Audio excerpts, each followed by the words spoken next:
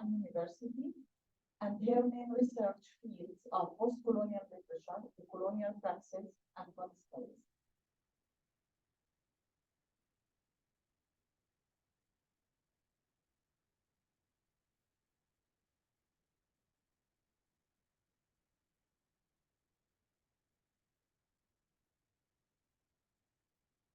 Thank you very much, Luna, for the presentation, for the introduction, and thank you to the organizers for accepting my abstract. I'm really happy to be here. So Zong is Song.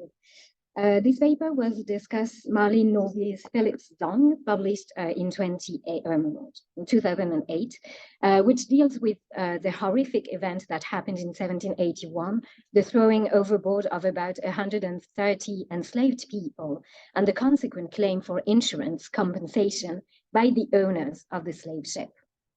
Zong is a, quote, story that must be told yet cannot be told, unquote. This is on the back cover of the book. It's a material product whose author wanted to, quote, murder the text, unquote. That of the written archive, the two-page legal text of Gregson versus Gelbert, which is the only trace accounting for the event and which is included in the book, and that of the ensuing poems written. Zong has indeed an impact that lies beyond its written dimension. Performances of the text address senses other than vision and turn Zong into an embodied sight of mourning. One may therefore wonder about the role played by voices and the collective in each performance/reading of the text, a renewed act of bearing witness to the lives lost during the event. A general question I wish to ask is, what do sensory experimentations, acts that speak to senses other than vision, at a time when migrant death is spectacularized in the media, so what do these experimentations do differently when it comes to mourning those that died without being granted rituals of death? The song's music and reading in canon format, which are part of some of the performances of the text, call upon our sense of hearing, while a haptic dimension is sometimes present. All these gestures create an immersive atmosphere and contribute to making us, attendees, readers, albeit in different degrees, more attentive to the tragic event. And meanwhile, the soundscape of Zong, the text and its readings, offers resistance to the colonial written archive. So first I'll deal with how Zong is an attempt at decontaminating language. And the title echoes Philip's statement.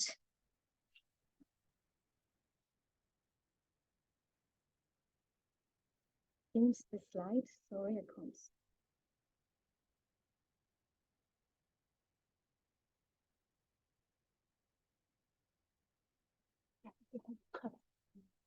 Yeah, okay. So this title echoes Philip's statement. When I fragment, then put language back together again, I'm trying to decontaminate it, perhaps. Novice Philip, a poet and a lawyer, native of Tobago and currently based in Ontario, has been vocal about her attempt to destroy the written archive and everything the latter carries out. The cold terminology of the legal text, which cannot act as testimony and ultimately does, as it's the only document testifying to what happened, but also the inadequacy of the West to offer proper conditions for such mourning, as it disregards the event as if it had simply not existed. In an interview, Philip mentions her profound distrust of language and highlights the complicity of European languages, especially English, to her mind, in colonial projects throughout the Americas. And this is the second quote here that I invite you to read. So with Zong, she launches an attack on what Glissant has referred to as, quote, the sacred status of the written word, unquote. So against the written word, echoing that of the archive, which is made illegible at times in Zong. As you can see some examples of such illegibility here.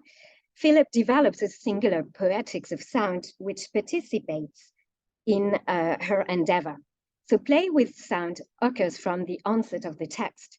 The work is a minefield for literary scholars with a plethora of figures of speech, from alliteration in W, so this is something you can see in Zong 1 here, or in Zong 2, actually, or to epistrophe, as you can see here with the final repetition of the preposition of at the end of each line. No. Yeah. And many other identifiable literary stylistic devices, often generative of sound effects. Philip's interest in sound is emphasized by herself. Words break into sound, return to their initial and originary phonic sound, grunts, plosives, labials. Is this perhaps how language might have sounded at the beginning of time, she asks. As can be seen in these examples, repetition of words, but also of mere letters found in the legal text is also at the core of her enterprise, which partakes of the poet's experimentation with sound. So words like water, want, drowned appear all throughout and create a sonic environment which can be both disorienting and familiar to the readers once they enter Philip's world. So I'm going to try to show you a video, but I think I have some things to, yeah, okay, there it is. And I think I have to reshare it again.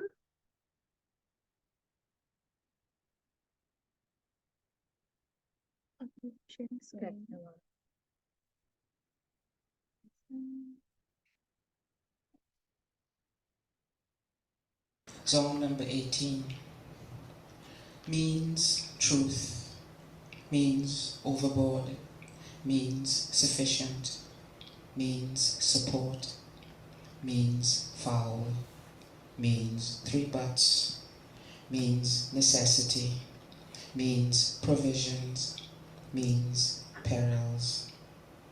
Toya, Sifo, Adelabu, Lesabi, Fayemi, Eki. Means evidence, means mortality, means policy, means voyage, means market, means slaves, means more, means dead, means want, water, means water.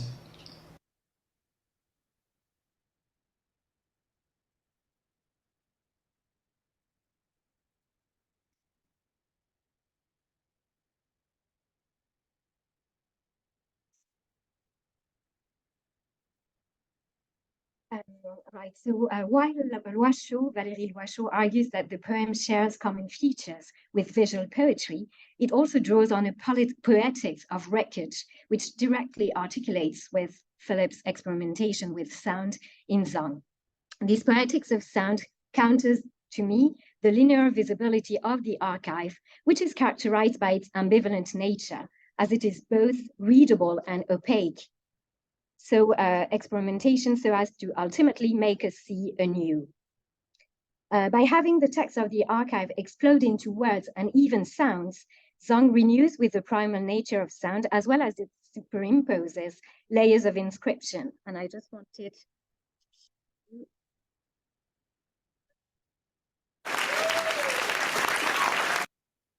this. A palimpsestic let's say, section of Zong, which appears at the end of the book. So, which leads to simultaneous disappearance and reappearance of the text, which renders, to me, the text newly opaque. So against the archive's alleged transparency, yet one that is only accessible to people familiar with legal parlance, Philip promotes sound as a site of possibility, which revolves around, I'm quoting Samuel here, which revolves around its democratic accessibility, its expressive capacity, and its resistance to fixed meaning. So while the text may seem hardly accessible at first, meaning-making relies on the participation of its readers/spectators, who become co-creators of the text. The reader-spectator is expected to display reconnective agency while their eyes slide on the pages, sometimes vertically, sometimes horizontally, sometimes sideways, given the layout, which actually forbids us to approach the text as we would any let's say, general text written in the Latin alphabet, and that we will read horizontally from left to right, the legal text for that matter. So it is through collective agency, the collective agency of many of its readers, that meaning may be created. So this takes me to a second point, which has to do with Zong performances as inclusive / sonic / repeated performances. So these performances act as morning rituals, making up ceremonies for all the ceremonies that should have taken place for the lives thrown into the sea and which did not elicit acts of remembrance at the time. In these performances, the poet becomes a prophetess, as Loiseau has argued, and the readers a community of mourners, a community renewed at each new iteration of Zong. Such collective acts of memory making up for what Loiseau calls the unritual. In the absence of a place where to mourn, Zong performances operate as counter-rituals. As Philip sees Zong as a song to the dead, one wonders whether Zong the work does not exist only to be performed and not just to be read. This is what is suggested by Jorge Cartaya when he writes, however, once spoken aloud, the fragments gain sonic materiality. If Zong is wail, moan, cry, ululation, shout, shriek, howl, and indeed pure utterance, and this list is one that is drawn up by Philip, then it follows that the poems should be read aloud. The aim is to conjure up the ghosts of the deceased, to exhume them, or rather to ex-aqua them, to use Philip's word. It is then no accident that the conjuring up of ghosts may occur in the performances of Zong, since they rely on voice, among other things. As Elisabeth Angèle Pérez and Pierre Iselin have argued, voice represents the utmost aporia of embodiment. This is my translation. It is and it is not. As a trace of presence in a text, it is spectre, substitution, absence, or distance.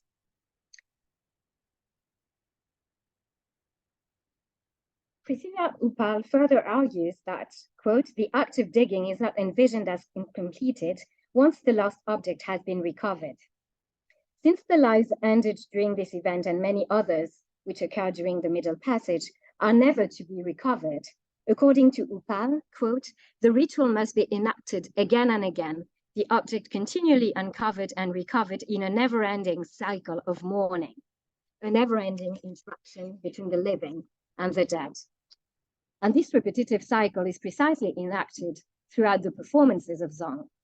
Zong performances engage with both culturally specific and universal practices.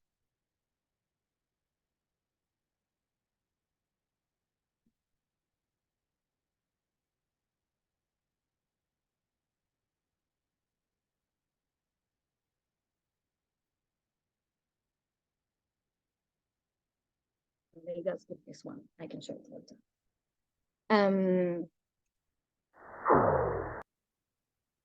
Cartaya recalls here, and this is a rather long quotation, but I wanted to show how Zong actually encompasses both culturally specific practices and more universal ones.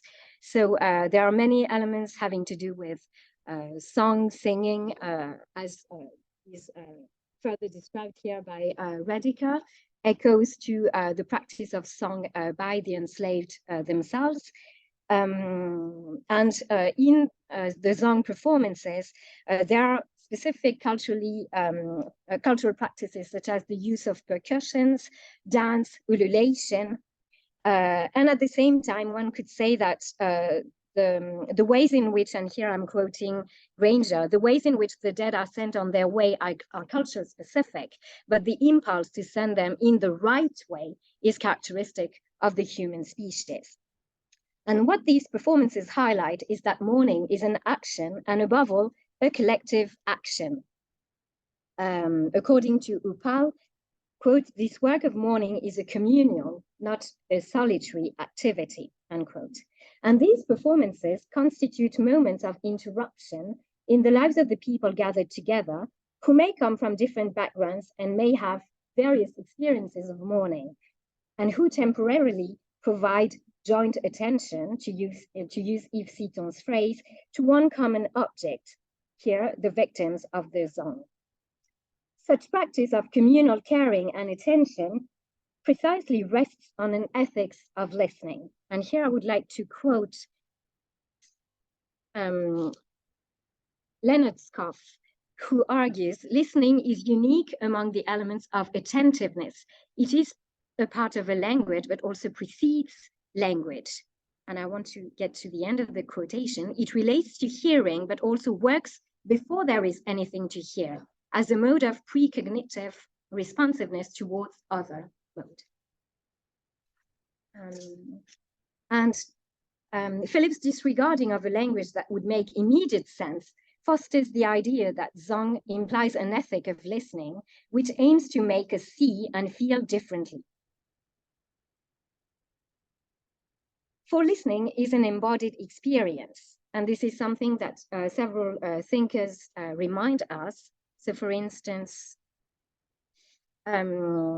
Serauso writes, our bodies, which produce their own vibrations, resonate with sound in physical and material ways and sonic encounters, like hearing water running out of a faucet, produce bodily effects. And I give you some time to read the second quotation, which is quite similar in the way that it materializes how listening to something can produce effects in our bodies. 5 minutes, okay.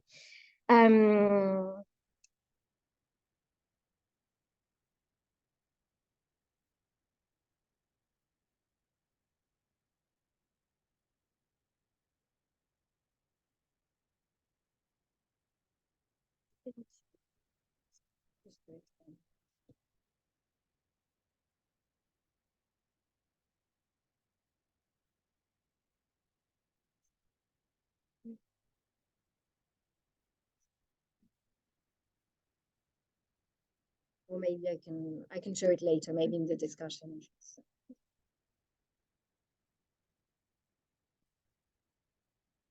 No, oh. We can get back to it. Yeah.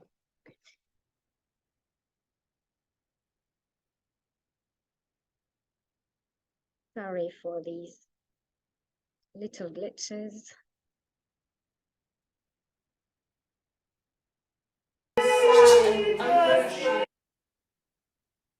Or maybe I'll just show you a slight short excerpt.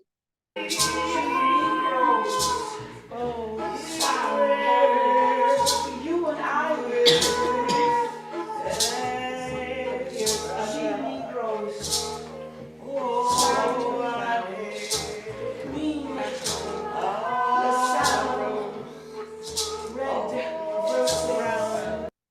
I just wanted to give you a sense of some of the performances, and just wanted to share how this can lead to, quote, the emergence of ephemeral acoustic communities in which different sensibilities merge in an intersubjective space of fruition.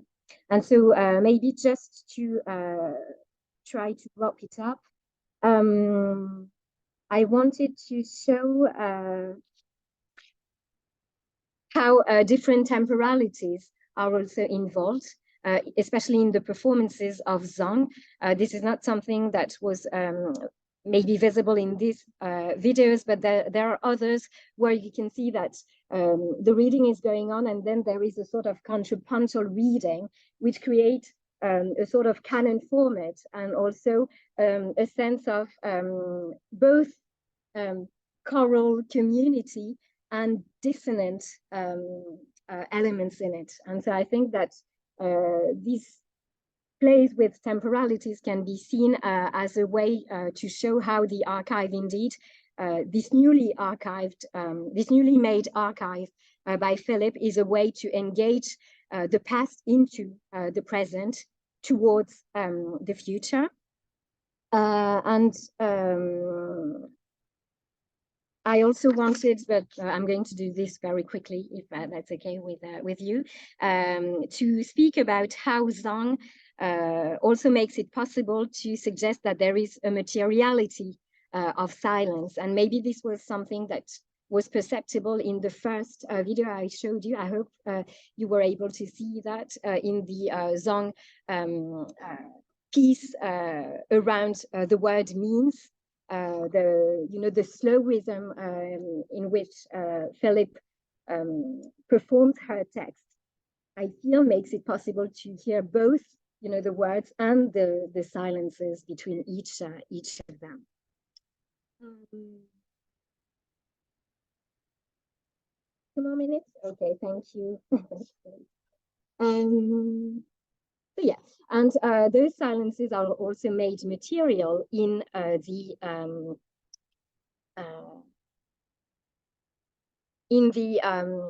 typographical blanks that are visible, of course, in the written text. And speaking of materiality, the work itself is actually very material. Maybe I can circulate it so that you can have a look at the table of contents, and you will see that it forces us to acknowledge its material dimension, because it's not just made of the poem, but of the text of the archive, of a section which is called Notanda, in which Philip explains the reasons why she drew up this work. She also explains that she refers to 14 different languages in the text. And as you could see, I hope in some of the excerpts I've shown, given the exploding of language that occurs in the poems, we could expect many more words referring to other languages to actually appear here. And I wanted to end by saying that Zong is actually generative, even secretive of meanings in the plural, and its capacity for secretness being directly linked to the readers / spectators agency. So maybe I can just read my conclusion. The fact that it leads way to the writing of a new archive can be an echo to what Saidiya Hartman has conceptualized around the black noise, the fact that critical fabulation can be a way for us to hear again this black noise, quote, the shrieks, the moans, the nonsense, and the opacity, which are always in excess of legibility and of the law. And so what Zong does is that it carries out a recreation of a phenomenological soundscape of the slave ship, and it contains many indigenous voices as potentialities. It's a text that cannot stop being written and interpreted, a text in the making, whose meanings are amplified by the many iterative readings it has given way to.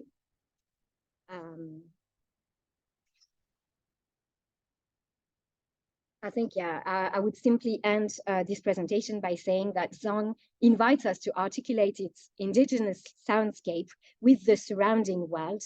And considering that for Philip, the first 26 poems are the bones, while the rest is the flesh, and that the participants in the performances are subjects whose bodies actually are 70% filled with water, well, maybe Zong, the text and its performances are sites of material encounters where tuning into the environment occurs. And I wanted to show you a video where during one of these performances, the author and some of the participants ended up going into the water, facing the ocean.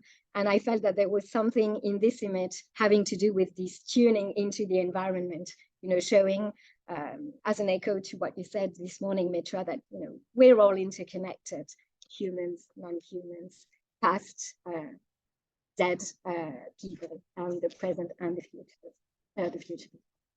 That's it. Thank you very much.